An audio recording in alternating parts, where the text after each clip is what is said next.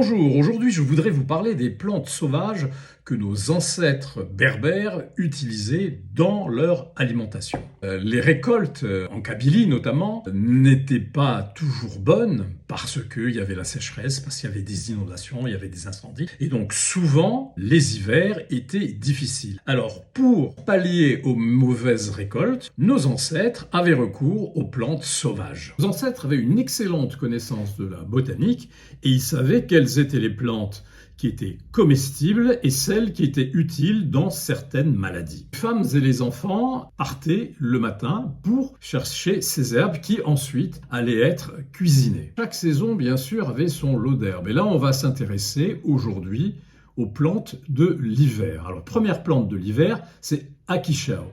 Akishao, c'est le nom que l'on donne à Aucas au chardon, Cardus pinocéphalus. Et les tiges étaient ajoutées au berkoukas au bessar ou au ragoût de pommes de terre. Deuxième plante, Tardoucht, c'est le cardon, le nom scientifique, c'est Scolymus hispanicus. Il entre dans la composition du couscous de blé d'orge, avec ou sans viande. Troisième plante de l'hiver, Taga, ou l'artichaut sauvage, Cinara cardunculus. Les côtes, débarrassées de leurs feuilles piquantes, sont utilisées dans le ragoût de pommes de terre, l'asban, le couscous. Autre plante de l'hiver, c'est Selq. Les blettes, ou Beta vulgaris, sont utilisées dans le ragoût de pommes de terre, sans viande et dans le berkoukas au bessar. Bibras ou oignon sauvage, c'est l'Allium trichitrum. Il se mange cru avec de la galette, en omelette ou mélangé à d'autres plantes dans ahloul.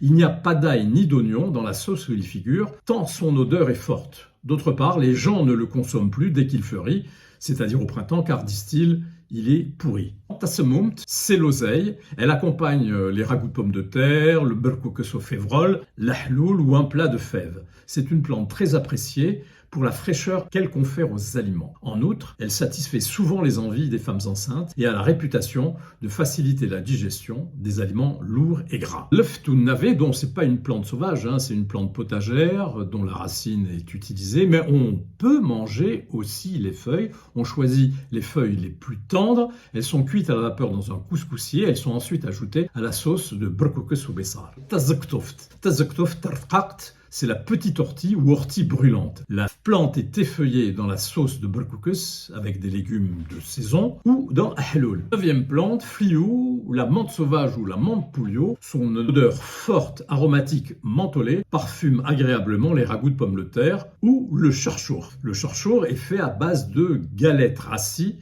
effritées dans une sauce à base de tomates séchées. Dixième plante, une plante que vous connaissez bien, c'est le na'na qui aromatise hasban et la farce de Hasban al-Kash. Onzième plante, le Hazzartar, dont j'ai déjà parlé. Ces plantes étaient largement utilisées par nos ancêtres. Alors les noms kabyles que j'utilise sont ceux qui sont utilisés à Aucas.